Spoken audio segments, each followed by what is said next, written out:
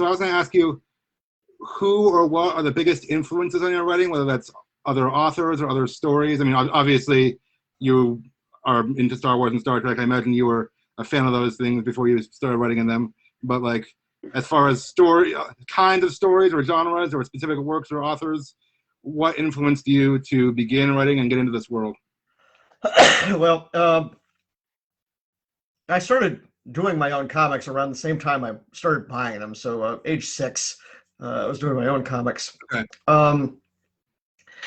I would say that certainly with these tie-in novels and comics that I've done, obviously the source material, the movies, the TV shows, the whatever I'm working with, those are big inspirations.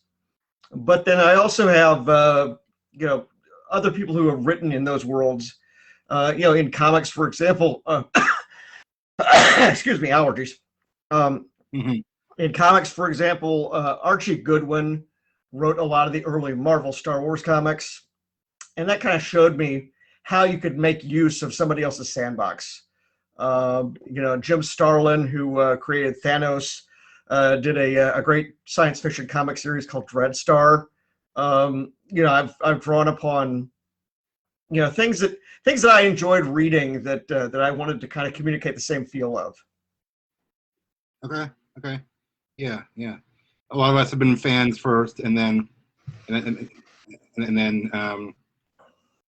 change later, or turn, or try to recreate the things later. Okay. Yeah, it's hard to actually do it if you're not a fan. Well, that's true. Yeah. Fandom is a minimum requirement. Yeah. Okay. Yeah, good stuff. Yeah, you said. Sorry, I was trying to check on the live video stuff too, but you said like early comics, like Marvel comics. You mentioned Thanos, or all of them, kind of. Yeah. And in prose, Arthur C. Clarke, I was a big fan of his novels. Okay, good deal. Yeah, very big in the sci-fi world. You do mostly sci-fi, I think. It's been mostly that. I've done, I think I did a Conan comic. I did some Simpsons, and I've done some various video game comics, but they tend to be science fiction. Okay. Very cool. Yeah. Okay. So I don't know. I guess I'm curious. Like, how did you get into the craft of writing? Like, how did you? I mean, it's one thing to be a fan, but how did you realize you were a writer or interested in that? Anything like that? Well, I was, as I said, writing my own stuff since I was a kid.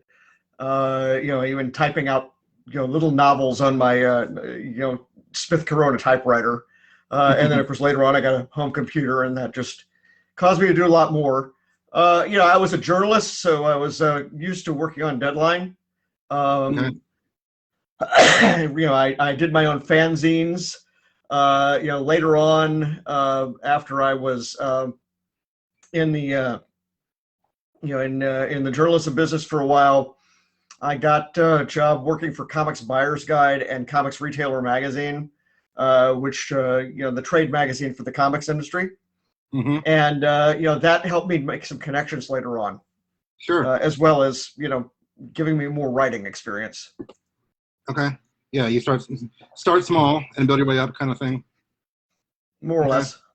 Okay, very good. And now you are today, with a number of novels under your belt and writing for some of the big franchises out there.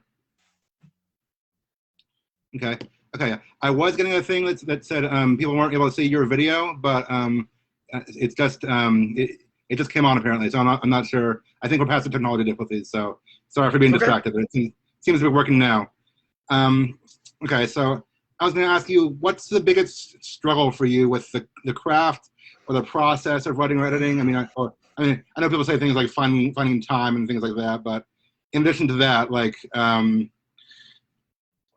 the actual process of writing / editing, your process for your books, what's the hardest part or something you struggle with? Because we all know writing doesn't come easily to everyone, or even if it does, it's still not easy every time. It's just it's something you have to work at.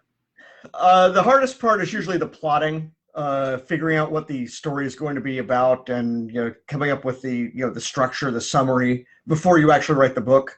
I tend to do better when I'm writing free form, but you can't really do that when you're doing a tie-in story where it has to be approved by somebody before you even Yeah, begin writing.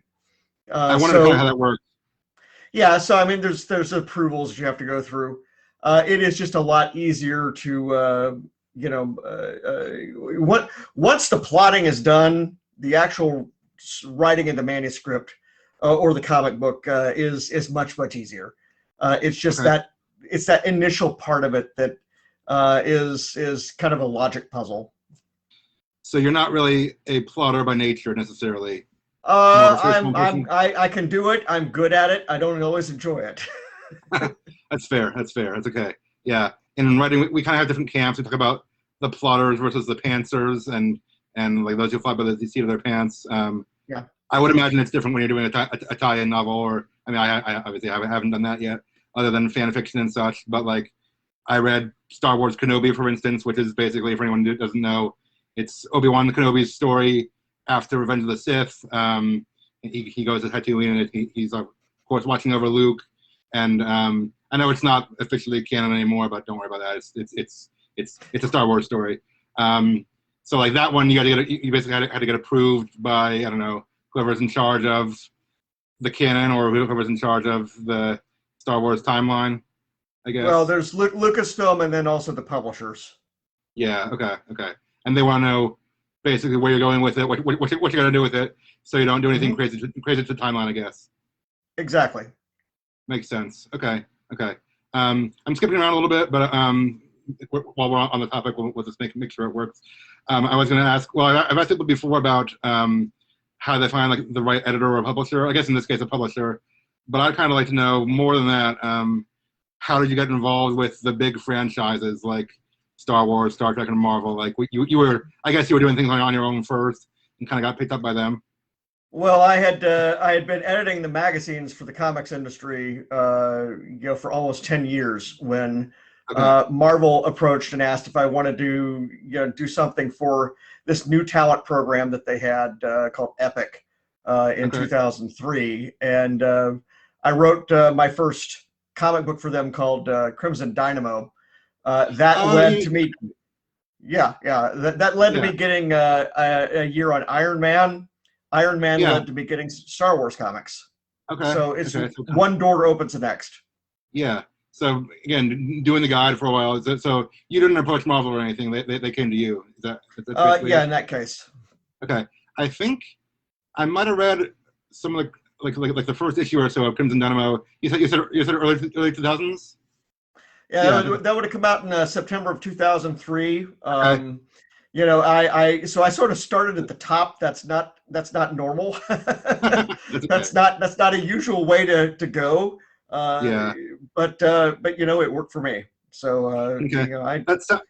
That sounds familiar. I mean, back in 2003, I was buying Marvel comics, but I wasn't like buying things monthly because I didn't have either the money or the focus to keep up with that. I was like buying what looked cool at the time. But I think I might have read one of the Crimson Dynamos, and I went back recently and read your work on Iron Man just because I found out you had done that, and I was like, oh, okay. So, what's cool about that is the Crimson Dynamo character that we created, that version of it. If you get the Black Widow action figures, you get a piece of the Crimson Dynamo, and you could build a giant Crimson Dynamo figure. That's very cool. That's cool. Crimson Dynamo is like the Russian version of Iron Man, kind of. Is that right? That's exactly right. Great. Okay. I know enough comics to know that. Yeah. Okay. Yeah. And so then you got Iron Man, and then that's how you broke into Star Wars. I guess now Marvel wasn't doing the Star Wars comics at that time. Dark Horse was. No, that was Dark Horse. But they saw you on Marvel and they picked you up, kind of. I actually went to visit Dark Horse's offices. It was a family reunion out in Oregon, and since I knew them through the business, I dropped in. I didn't drop in, but I scheduled a tour. Yeah. And I happened to run into the editor of the line for Star Wars, Randy Stradley, and I said, "Hey, here are these Iron Man comics I happen to have with me." And he said, "Well, yeah, we're looking for somebody to, do some fill-in issues for Star Wars Empire, and of course that ended up turning into the opportunity to do the Knights of the Old Republic series, which again ended up lasting 5 years. So it was a big deal. Okay. Yeah, I read part of that one too back in the day. Yeah, yeah. I mean, I didn't realize these were all the same. These were all you at the time, but I was like, oh yeah, yeah, yeah. Okay, okay. How about like Star Trek and things like that? I mean, I guess that's the other big one. How do you do that? Star Trek, I actually tried to write for even before Star Wars. I had submitted something for the Strange New Worlds writing competition that they had, I think in 2000 or so, 2001, somewhere in there. But indeed, I actually had an ebook that was approved, but before I could actually begin writing it, the line got canceled. So I ended up doing Star Wars instead. But around about 2014, the same time I was doing the New Dawn novel for Star Wars, I actually it was end of 2013, I think it was, that I was doing both. I was asked to write a novella for Star Trek that did come out, and that led to a novel called Takedown. That led to a trilogy for the 50th anniversary year called Prey. And then in the last 3 years, I've done a novel a year. So there's Enterprise War, which is about Captain Pike and Spock and where they were during the Klingon War. There is Die Standing, which is about Emperor Giorgio's first mission for Section 31. And again, now we have this origin story, more or less, for Cristobal Rios in the Rogue Elements novel for the Picard series. That one's a hardcover. I'm looking forward to seeing that. Okay, first hardcover or it's the first hardcover for Star Trek. Star Trek had not done hardcovers for almost a decade, and then with the Picard series, they started them again.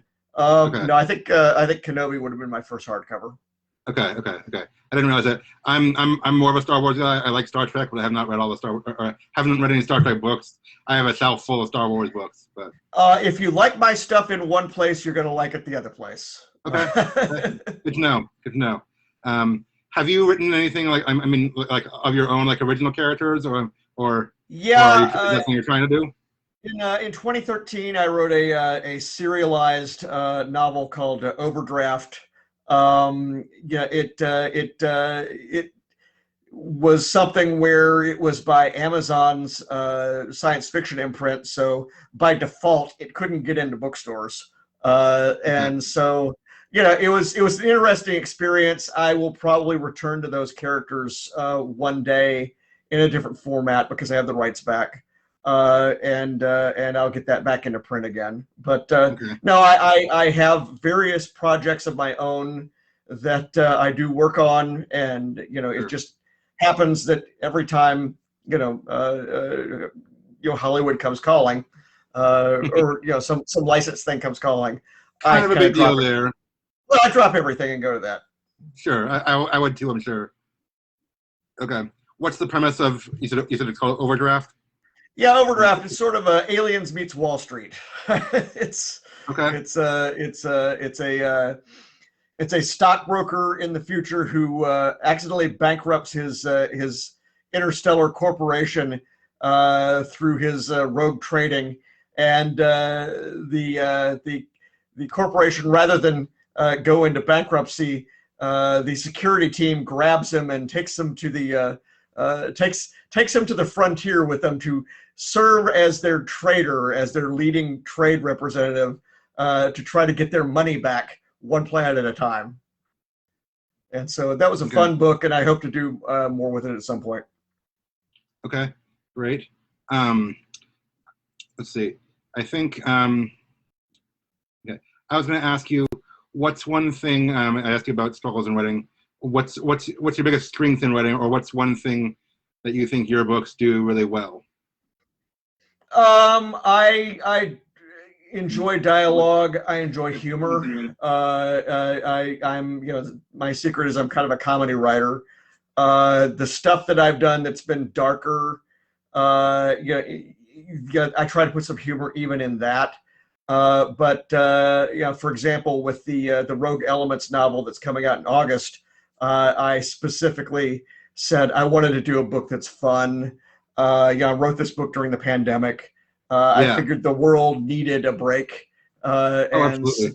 and so this should be a really fun summer reading experience for people. There's just a lot of funny moments in the book, and I have a number of things that I've done like that, where they're just flat out enjoyable. I did a novella for the Star Wars Canto Bight collection for episode 8. I think I saw some of that. And my story there, which was about a gambler who's trying to make enough money in one night to survive and not be killed by gangsters. It's just such a fun story, and so I was glad to get to do that. Yeah, it's escapism. Yeah, I mean, I read Kenobi. I really liked the character dynamics and everything. It wasn't written to be a comedy, but primarily, but it was fun. It was fun. Well, there's some moments. Yeah. Okay. I do see we have a couple of viewers. Remember, post your questions in the chat. Anyone, definitely, if you're interested in writing in any of this, want to hear from you too. We do have one viewer, the lovely Rachel. That's my wife. She asks, what's it like to write in a prescribed world like the Star Wars galaxy? She's a big world builder, and so I guess world building in an established universe that already exists. What is it like to what are the benefits or challenges of writing a world that's already made for you? In a sense, it's like writing an adventure in a role-playing game where you've got the source books, you've got the material, the world before you get to it, and so you're looking for ways to tell a story that doesn't conflict with anything that is already out there. You also don't want to establish anything that interferes or might interfere with somebody else doing a story in the future. You don't want to close off any opportunities. So I mean, there's that. It helps to do something in a time frame where there's nothing to run into. Knights of the Old Republic, I only really had to navigate around the video game events, which were several years later. But Knight Errant, Lost Tribe of the Sith, those were things where there was nothing anywhere near it that I was going to run into, and I could kind of go my own way. The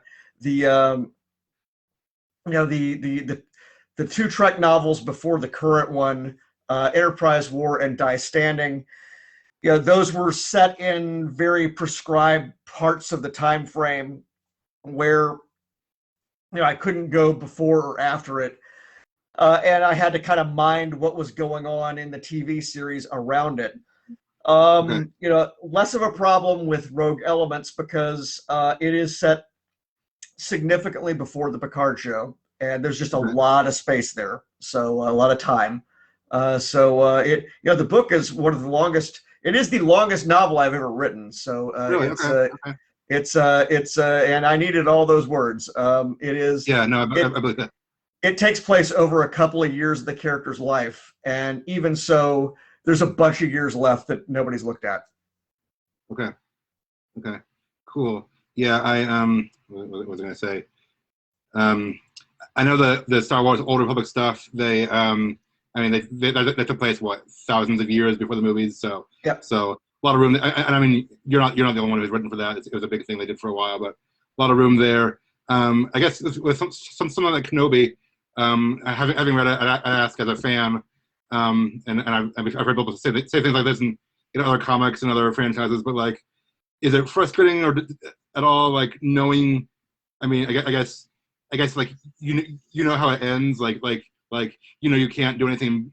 I mean, anything drastic with the character. I mean, we know that Obi-Wan lives on Tatooine for 20 more years after this, so you can't do anything that will really disrupt the character. Is it helpful to know that, or more frustrating to be limited? Well, I mean, these are the parts of the story that are already sketched in, and so my question is, how does he learn to live with that? How does he learn to live with the fact that he might not be going anywhere for a very long time? How does he come to terms with it? how do other people react to him as he's there in the beginning? How does he suppress his impulses to be a Jedi when his job is not to be a Jedi, but to stay there and just watch over the kid? No, that's not limiting at all. It's what you do with it. There's a lot of uncharted territory there still. I mean, it's still showing how he lived, how he turns from Ewan McGregor to Alec Guinness, basically, in 20 years. Yeah. More or less, okay. Yeah. Okay, good deal. What is one writing tip you could offer that either from your experience or that most people overlook or don't know when it comes to the craft of writing? I would say just write whatever you can for an audience. If you just keep writing something that nobody reads except for you, you're not going to get any better. And so I did a lot of writing for my high school newspaper, my college newspaper. Great. Every one of those things taught me something because I was writing for an audience. I needed to communicate. I also needed to hit a deadline. And those are skills that you need to have. And so, I never did fan fiction because I was always too much of a capitalist, even as a kid. I wanted to be able to sell my own stories. But also, now you're getting paid for fan fiction, basically. Well, but it's not because it's official. That's true. That's true. It's got the official imprimatur of the studio. It's canon. Well, and if it's not canon, even regardless, it's licensed, which means you can legally sell it.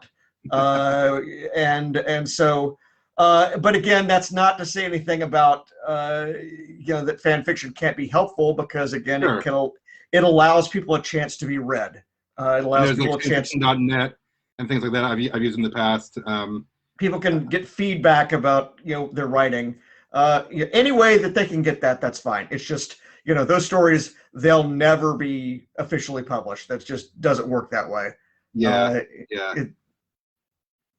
You can't bring your own Star Wars novel to the Star Wars people and have them publish it. They can't even look at it. I wondered how that worked. I was thinking. I mean, I have a Star Wars idea that I think would work well in the comic books, and I'm like, I haven't written it yet. I mean, and I probably won't even start writing it because like you said, I'm like, I don't know where I go with it or what I do other than fanfiction.net. If it's that good, it'll keep until you're in a position to use it. Yeah. And otherwise, use it with something with your own characters. I'm working on my own stuff first. I'm working on my own stuff first, and hoping to get noticed if I make it big, if or when I get out there. It's just one thing at a time. I'm like got to build up from the bottom like others have done. There's no shortcuts is what I'm gathering, or not usually. Yeah. Okay. Good deal. What have you done or are you doing for self-promotion or engaging the audience? I mean, I guess with writing for a big franchise or / big publishers, I'm sure they do a lot of that for you. But how does that process work of self-promotion or getting your stuff out there? Well, you still have to do work on your own. I do things like this. I do podcasts. I've got Twitter. I've got Facebook. I've got Instagram. I have my website, farawaypress.com, where I've got behind-the-scenes notes on most of the books that I've ever done. There's all sorts of ways to engage with people, and then of course conventions, which are finally starting up again. So there's a lot of opportunities. Good. Okay. Yeah. What was I going to say? I guess this might go hand in hand. I mean, I was going to ask what's it like to make a living as an author? I mean, I think some of us who are on the fandom side and who maybe aspire to be one day where you are, we think of things like, oh, they're famous, they're published, they're successful, and I mean, I'm realizing now, it's I'm sure you weren't an overnight billionaire or anything. I mean, my dad's published 2 novels and he's still teaching at a college, and I mean, you seem like you're down to earth. I mean, you're approachable and such, and you're not like an overnight billionaire necessarily. So I mean, is your I guess what's your daily life like, or I don't know if that makes sense, but well, I've been doing this full time for about 13, 14 years. Okay. I I would have more money if I wrote a lot more. But Sure. I have found that over the years I need to recharge between books, and Reasonable. I have to kind of reset, yeah, that's not unusual, and Sure.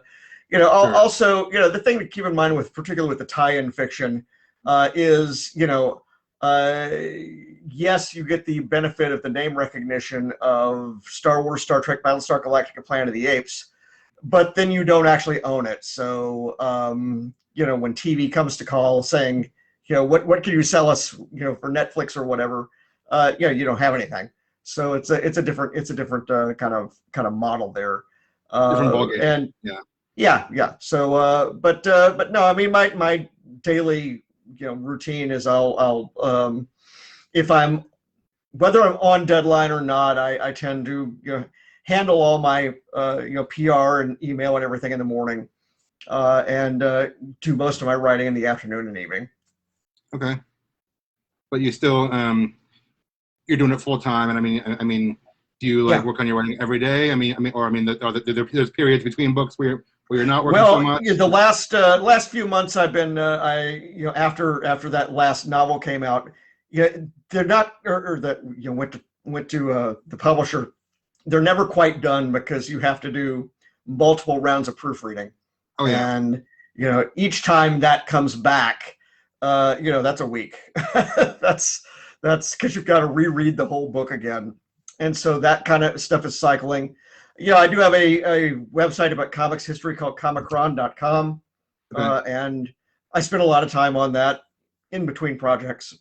But yeah, I mean, there's a lot of ways to fill the day. Okay. Okay. Very good. And I mean, and then you said it's full time. So I mean, you're doing it. You've made it. I mean, it's your job, and you seem to be doing okay for yourself, and still enjoying it. It seems like. Mm-hmm. More or less. Yeah. Yeah. I mean, yeah. Every job. Most days. Most days, it's good. Yeah. I mean, even a job like this. I mean, yeah. Every job has its whatever quirks or perks or everything, but and I'm sure for someone who starts as a fan like you did and like a lot of us did, it's not about the money necessarily. It's about more than that too. So it seems like you're doing what you like and telling fun stories and making a decent life out of it. So glad to see that. Okay. Well, if there's any more questions in the comments, please ask them. Okay. We have one more, or a couple more. Talis says she just bought Kenobi the other day and can't wait to read it. So it wasn't a question, just a comment. But Right. yeah, I can endorse it. It was a fun one. I read it a couple months ago. Rachel also asks, how much research do you have to do for your writing? I assume that's at least some of that is fictional world research, but anything else too? It depends on what it is. That Kenobi novel, on my website farawaypress.com, I have my notes for Kenobi, and it gets into all the research I did, and there's even links to maps that we had, that we used for the series, or rather for the book. Cool. It just really depends on what it is. Sure. Okay. Yeah, that can be a varied process. I mean, do you do like real world research to kind of help your I will on something like Star Trek, where it's Earth's history, so I get to dig into that, and where physics is more of a part of it. I was gonna say, arguably more based in real science than Star Wars. Well, I mean, you can make it part of the story in a way that you can't make science part of the story in Star Wars. Yeah. Well, Star Wars isn't science based. Yeah. It's space opera. It's space opera. It's you can make a plot point out of the transporter not working, or how it works, or how it interacts with shields. You don't want to do that with Star Wars. That's just not what gets seen on the screen. That's true. Yeah, it's a different feel. I mean, people call it space fantasy or whatever. Or science fantasy. It's a little different. Yeah. Okay. Yeah, good deal. So I know you've alluded to this, but I was gonna ask, what do you have in the works currently or for the future? The Star Trek novel you said, Rogue Elements, Yep. Picard Rogue Elements, comes out in August. Is that right? Yeah, I think it's August 17th. It's that 17th. week anyway. Okay, very soon. Anything else lined up for the future that you're allowed to talk about? Well, or? This week in comic shops, and 2 weeks from now on Amazon and other bookstores, the Star Wars: The Old Republic Epic Collection that contains my Lost Tribe of the Sith comics. Okay. It's volume 4 is the volume number. This is the first time those have been in print in 7 years, and so for years, I mean the book, the prose book, Lost Tribe: The Collected Stories, that has been out there, and it says on the last page, to continue reading more about these characters, go get the comics, but you couldn't go get the comics except digitally. So we've got that. They were published with Dark Horse, right? They're published with Dark Horse, but now these are from Marvel. So Marvel is reprinting them basically. That's right. Then again, Marvel in 2 weeks is putting out the giant, Knights of the Old Republic Omnibus, which is just called the Old Republic Omnibus. 1,344 pages. I wrote every one of them, and nice. Just great stuff there. Then I think one of my Star Wars short stories is collected in a fiction collected edition that's coming out in hardcover from Titan, and I think that's later this summer. So there's all of those, and beyond that, I just don't want to get into right now. Sure. Okay. What's the collection called? Do you know? I think it's Star Wars Insider, the Fiction Collection. Okay. We'll look for that. Okay. And anything else is under wraps, so we won't get into that. Mm-hmm. Okay. And I was gonna ask, you've alluded to this also, but where can people follow you and your work online? You mentioned farawaypress.com. Farawaypress.com. Feel free to give your Twitter handle or whatever. But yeah, my Twitter handle is JJMFaraway. I think I'm John Jackson Miller on both Facebook and Instagram. Okay. Where are you most active or most promoting your stuff? I probably promote most on Twitter because they'll actually show people what you post. Facebook, I'm more likely to have personal asides and commentary and jokes and trivia. There you go. Okay, you heard it yourself. That's where you can find them. Okay, well, I think that's all the questions I had, and I don't see any more in the chat right now.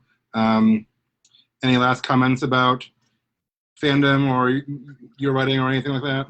It's just going to be great to get back to conventions here this summer, and I hope to see everybody. And as I say, may the Force live long and prosper. Nice. Yeah. There you go. Mix them both. I was going to end with "May the Force be with you," but you kind of took it. So, well, thank you again for being here. I'm glad we finally got this worked out. Thank you for taking your time and answering questions and everything.